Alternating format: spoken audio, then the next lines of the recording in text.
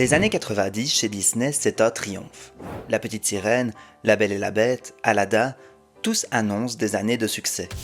Le Roi Lion explose au box-office. La renaissance Disney semble inarrêtable. Mais en interne, une question obsède les animateurs. Comment faire mieux après ça? Lorsqu'on atteint le sommet, deux options s'offrent à nous. Répéter la formule ou changer totalement de direction. En 1997, après les résultats mitigés de Pocahontas et Le Bossu de Notre-Dame, Disney choisit de casser ses propres codes. Alors il se tourne vers une histoire inspirée de la mythologie. Un film coloré. Des personnages caricaturaux. Un ton radicalement différent. Ce film, c'est Hercule. Et aujourd'hui, on va voir pourquoi il est peut-être le film le plus audacieux de toute la Renaissance Disney. Panique! Ça, c'est un héros.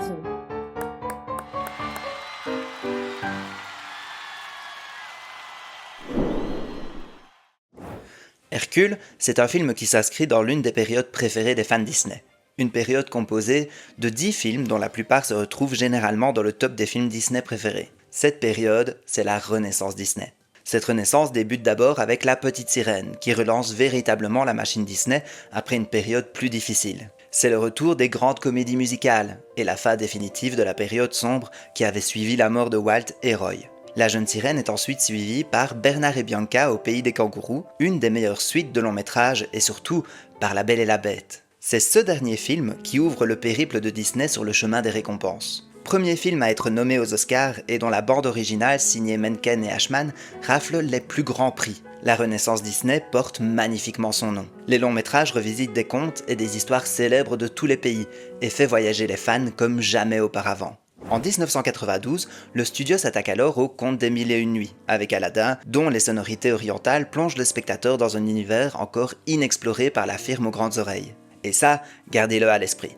Car la musique dans le Disney des années 90, c'est un élément extrêmement important. Ce voyage autour du monde connaît son point culminant en 1994, avec la sortie du Roi Lion, véritable phénomène mondial.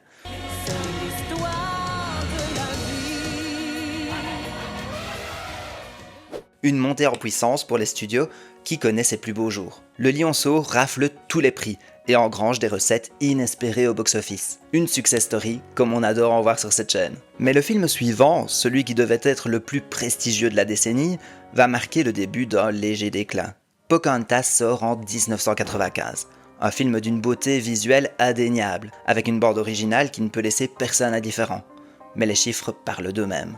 L'accueil est plus que mitigé. Est-ce que la hype Disney aurait atteint son point culminant avec le lion? En tout cas, la princesse indienne ne convainc pas autant que son prédécesseur. Et ce déclin se confirme encore un peu plus avec le long métrage suivant, Le Bossu de Notre-Dame. Digne de la période Broadway de Disney, il coche toutes les cases. Les décors, d'une beauté et d'une précision chirurgicale. Et surtout, une bande originale encore une fois signée Menken, qui mérite à elle seule des acclamations. Mais encore une fois, la réception est en demi-teinte. Les critiques sont meilleures que Pocahontas, mais les résultats au box-office ne sont pas à la hauteur des espérances. La presse commence à titrer le déclin des productions animées. Et Disney sent bien que le public se détache peu à peu de ses longs métrages. Qu'il attend quelque chose de grandiose. De grandiose, mais de différent. Le schéma qui reprend un héros en quête contre un grand méchant manichéen, le tout saupoudré de romances et de chansons dignes de Broadway, n'est-il pas en train de s'essouffler? Peut-être. Mais une chose est sûre, il faut casser les codes. Et ça, le prochain long métrage va le faire avec une force herculéenne.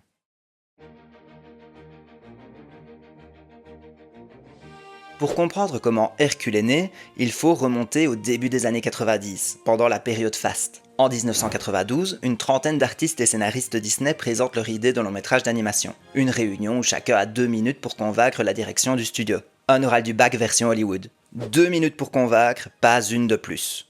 Une première proposition est retenue. Elle adapte l'histoire de l'Odyssée d'Ulysse. Un voyage palpitant de 10 ans où Ulysse traverse les mers pour retrouver Pénélope, son épouse, sur l'île d'Ithaque. Mais l'histoire est bien trop longue et surtout trop difficile à adapter en comédie animée. L'animateur Joe Haidar propose alors une esquisse du personnage d'Hercule avec une brève histoire se déroulant pendant la guerre de Troie. Il fait sa présentation en appuyant sur le message d'humilité et sur le fait que la force brute n'est pas toujours la solution pour sortir vainqueur. Et bingo, le projet est approuvé.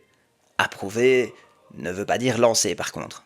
Et le projet va dormir quelques mois jusqu'à l'arrivée de John Musker et Ron Clements. Encore des noms que vous connaissez bien maintenant. Et pour eux, c'est une opportunité unique. C'est enfin l'occasion de réaliser un long métrage de super-héros. Un vrai, façon Disney. Et surtout, c'est le moyen d'enfin faire accepter à Katzenberg un autre projet boudé depuis longtemps, La planète au trésor. Avant de réaliser le film rétro-futuriste, Jeffrey Katzenberg veut un film viable commercialement. Hercule doit être un succès. Sinon, La planète au trésor, elle, restera un rêve.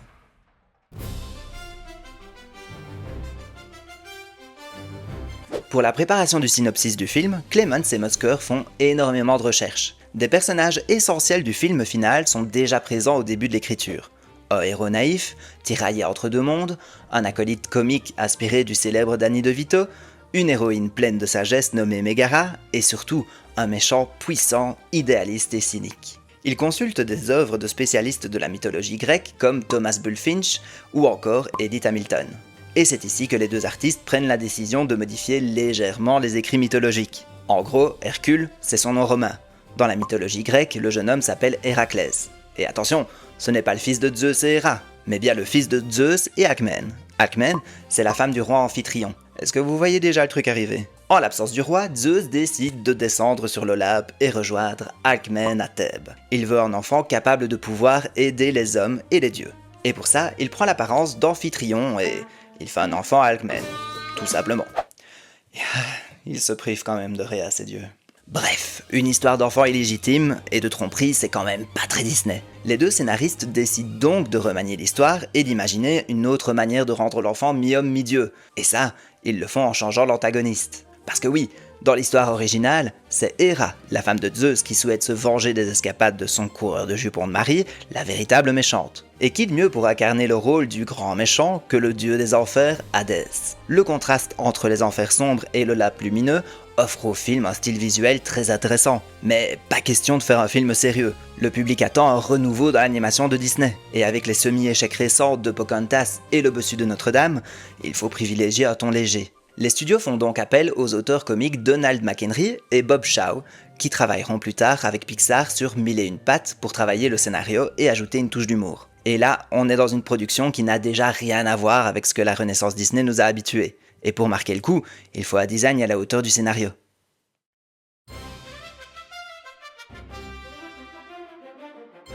En 1993, le scénario est déjà bien avancé. Mais le problème, c'est qu'il ne colle pas du tout au style d'animation des productions des années 90. Clements et Musker se souviennent alors d'une couverture de Time Magazine consacrée aux Beatles qu'ils avaient particulièrement appréciée. Cette couverture, elle est signée Gerald Scarfe, un dessinateur anglais caricaturiste. Et ce qui est merveilleux, c'est que son style de dessin correspond plutôt bien aux peintures des poteries grecques. Des lignes anguleuses, des corps exagérés, des proportions déformées et surtout des expressions faciales à la limite du cartoon. C'est décidé, c'est lui qui doit superviser l'animation d'Hercule. Ils invitent le dessinateur à visiter les studios et le persuadent de travailler sur le long métrage. Et ça fonctionne. Scarfe accepte et devient chef décorateur sur la production. En juillet 1995, Scarfe et 15 animateurs commencent à produire les prototypes de chaque personnage du film. Hercule voit ses traits physiques exagérés. Il n'est pas rond, il devient une véritable statue grecque stylisée avec des muscles saillants. Hadès est une torche humaine, un personnage à forme à la limite du tableau expressionniste. Les titans sont des masses abstraites et immenses, presque des fresques cubistes. Alors que Megara est anguleuse et aux proportions physiques exagérées. C'est un véritable choc visuel chez Disney. L'animation débute à Burbank, avec une équipe de près de 700 artistes, techniciens et animateurs, et un coup de main occasionnel de Walt Disney Animation France. Disney ne lésine pas sur les moyens pour sa prochaine production. Et surtout, il ne lésine pas sur les talents.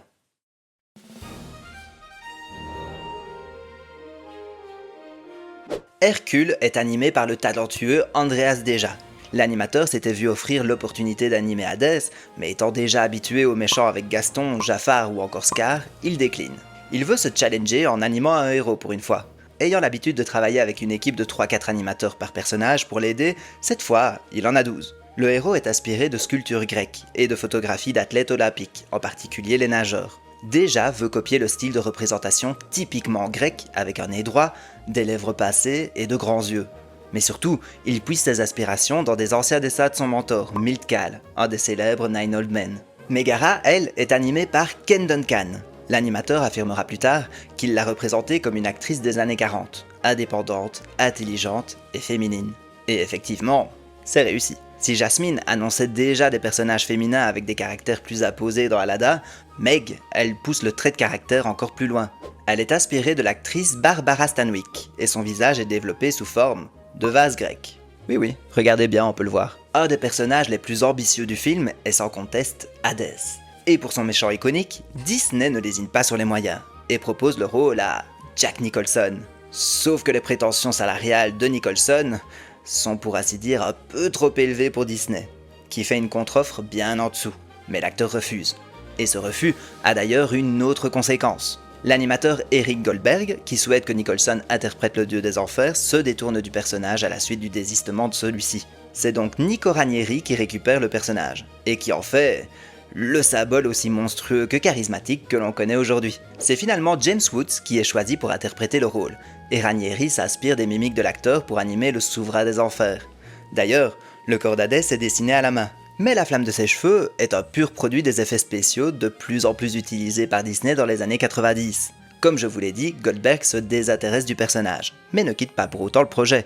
Il décide alors de s'occuper du satyre acolyte, Philoctète. Et pour l'animer, il s'inspire non seulement de son interprète Danny DeVito, mais aussi d'un personnage clé de Disney, Grincheux. Mais pas seulement. Visiblement, les années 30-40 inspirent pas mal l'animateur, puisqu'il va aussi puiser ses inspirations dans Fantasia, avec le dieu Bacchus. D'ailleurs, on peut aussi remarquer des similitudes dans le design du book, avec des courbes reprises d'un autre personnage très célèbre de Goldberg, le génie d'Aladin. Le film est aussi un de ceux qui présente le plus large panel de personnages et de sidekicks mémorables comme Pen et Panique ou encore Pégase. Un sacré monde qui demande un véritable colisée d'animateurs talentueux pour leur donner vie. Tous ces talents réunis, tous ces personnages repensés, mais derrière cette équipe titanesque se cache une influence bien plus ancienne encore.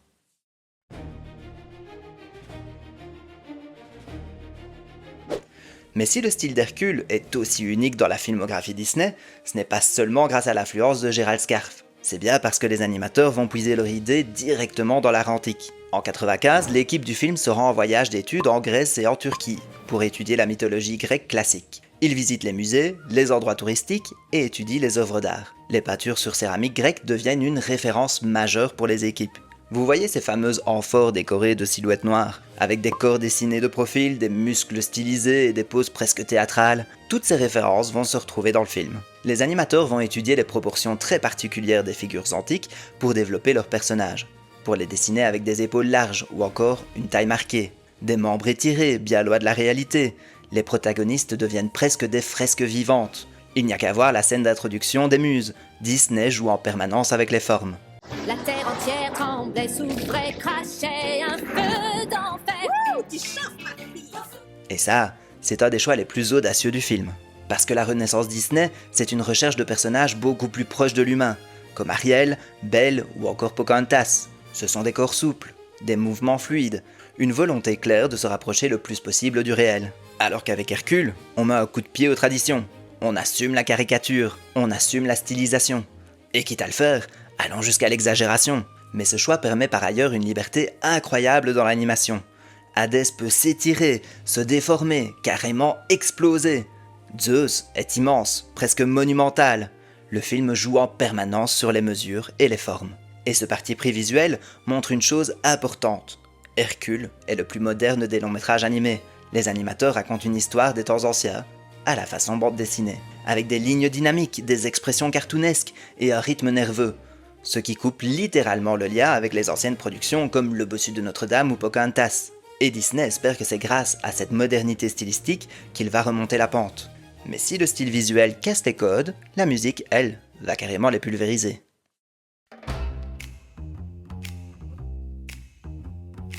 La musique d'Hercule est tout aussi novatrice que son style visuel.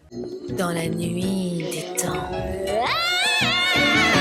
Hercule est le dernier film de la Renaissance Disney à bénéficier du génie du compositeur Alan Menken, accompagné par David Zippel, engagé pour écrire les paroles des chansons. Et encore une fois, le choix est fait de complètement couper avec les anciennes productions.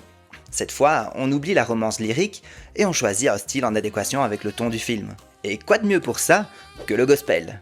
Ce choix musical d'ailleurs, il ne vient pas non plus de Menken, mais bien de Musker. Le gospel est d'après lui une musique narrative qui permet d'expliquer l'histoire facilement. Et surtout, elle est très dansante. ce qui colle parfaitement avec le rythme dynamique du film.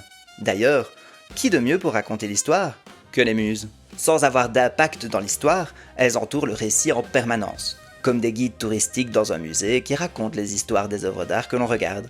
Anecdote amusante, le premier choix des studios pour les interpréter était les Spice Girls. Choix complètement logique dans le contexte des années 90.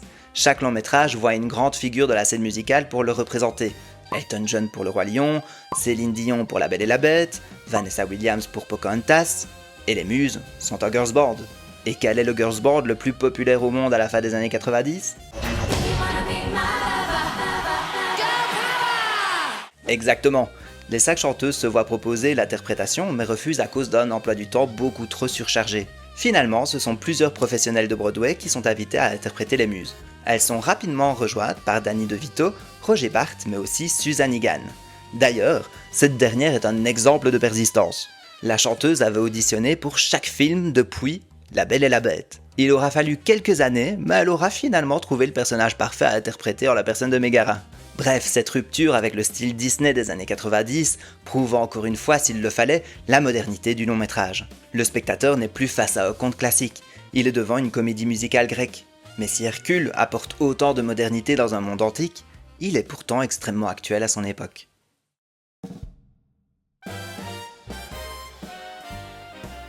Sous un vernis mythologique, le film est bien plus profond qu'il n'y paraît. Hercule est un protagoniste qui parle aux enfants des années 90. Ce n'est ni un prince, ni un véritable homme. Il se sent en permanence dans un entre-deux, sans savoir se situer. Ce n'est ni un stratège, ni un véritable guerrier lisse. Il est maladroit, et surtout, il est en quête d'appartenance. C'est l'outsider originel. Celui qui parle aux personnes qui ne se sentent pas à leur place. Et pour trouver sa place, il veut devenir un véritable héros. Mais c'est là que le film pose la vraie question. Qu'est-ce qu'un véritable héros ? La gloire ? La force ? La célébrité ? Ou le sacrifice ? Dans une époque où les objectifs de vie deviennent plus variés, les possibilités bien plus infinies, ça crée un problème sociétal marqué auprès de la jeunesse. La recherche de soi de plus en plus dure. Et ce problème, Hercule l'incarne à l'écran. Au-delà de ça, le film caricature aussi très fortement la société moderne. Les années 90, c'est l'explosion de la culture de la célébrité, avec les magazines People et la télé-réalité. Le merchandising, les produits dérivés et les figures idolâtrées explosent. Hercule devient une marque avant de devenir un héros. La célébrité est presque moquée, et Hercule en arrive presque à oublier son objectif initial pour la gloire. Un propos encore une fois très moderne, agrémenté de références pop culture à foison. Mais tous ces ingrédients mis ensemble, vont-ils réussir à redonner confiance au public ?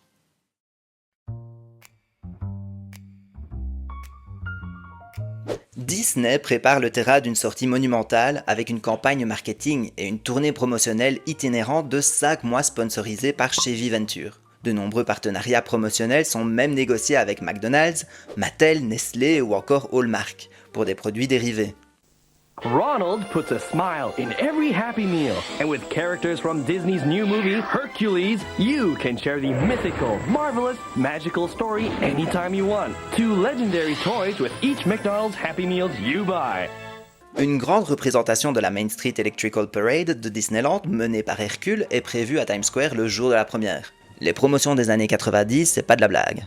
Tout est en place. Une promotion de grande ampleur, un film moderne avec une rupture visuelle, musicale et narrative. Disney pense tenir son renouveau. Et pourtant, Hercule sort le 14 juin 1997. Lors des 2 premières semaines d'exploitation, Hercule n'engrange que 58 millions de dollars au box-office, contre 80 millions pour Pocahontas et 119 millions pour Le Roi Lion. C'est une véritable déception pour les actionnaires Disney, et le cours de l'action chute même de plus de 9%. A contrario, le film reçoit des critiques généralement positives. La presse lui reconnaît un style plaisant et des gags qui fonctionnent. Mais pour eux, le film n'est pas du niveau des anciens longs métrages. Pire, la presse démonte les choix graphiques. D'après eux, le style de Scarf rend le film bâclé et même bon marché. Même la musique de Menken, valeur sûre, est trouvée fade en comparaison des anciennes productions. Et histoire d'enfoncer le clou, le film n'est pas du tout bien reçu en Grèce. Un journal local écrit un nouvel exemple de la façon dont les étrangers déforment notre histoire et notre culture pour servir leurs seuls intérêts commerciaux. Ça fait mal. Il faudra attendre des années et les sorties VHS pour que Hercule puisse atteindre le statut de film culte auprès de nombreux fans.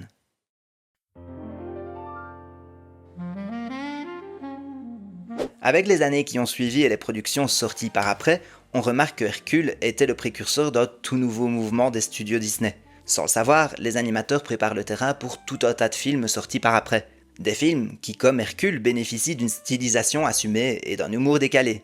Atlantide, Cusco l'empereur mégalo ou encore La ferme se rebelle, que de films qui plus tard utiliseront les codes mis en place par le film de 97. Hercule au final est un laboratoire, avec des ambitions énormes, une envie de toucher un large public avec des techniques innovantes. Mais selon certaines critiques, à vouloir pousser l'innovation, les animateurs ont parfois oublié de parfaire leur histoire. Une histoire qui, de plus, dénature grandement le récit original tiré de la mythologie grecque. Le film utilise des facilités scénaristiques, parfois trop faciles. Hercule, c'est du moins bon, mais aussi du très bon. Si à l'origine la critique désapprouve les choix graphiques, c'est pourtant ce qui le rendra iconique plus tard. Son style lié à Gérald Scarfe en fait une œuvre unique dans la filmographie Disney. Et n'oublions pas non plus qu'il offre au public des personnages très éloignés des standards Disney établis jusqu'ici. Un méchant qui sait habilement jongler entre humour noir, cynisme et cruauté, là où très souvent les méchants Disney étaient soit l'un, soit l'autre. Les gars. Et le lynx, ça serait pas plutôt par là? Une figure féminine véritablement émancipée du rôle de princesse passive et dont les actions, même si toujours guidées par le cœur, peuvent être plutôt discutables. Hercule, attention! Et enfin, un héros magnifiquement imparfait, en proie au doute et à l'insécurité, parce que c'est aussi ça Hercule, la représentation d'un homme terriblement viril, mais également profondément sensible.